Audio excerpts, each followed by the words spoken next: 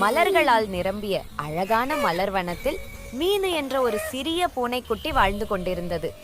ஒரு நாள் அவள் ஒரு பெரிய பச்சை இலை மீது உட்கார்ந்திருந்த போது பாப்பு என்ற வண்ணமயமான புழு அவளிடம் வந்து ஹாய் என்றது.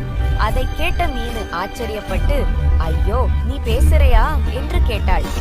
பாப்பு சிரித்துக்கொண்டு, ஆமாம், நான் மின்மினி பூச்சிகளோட பேச கற்றுக்கொண்ட புழு என்றது.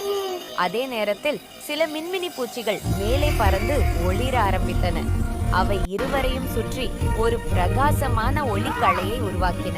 மீனு அதிசயத்துடன், வாவ், இது மாயமா என்று கேட்டாள். பாப்பு மெதுவாக சிரித்து, இது நட்பின் ஒளி மீனு.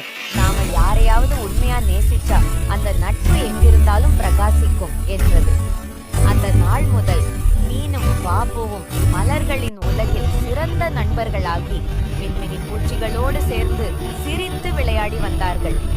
அவர்களின் நட்பு ஒளி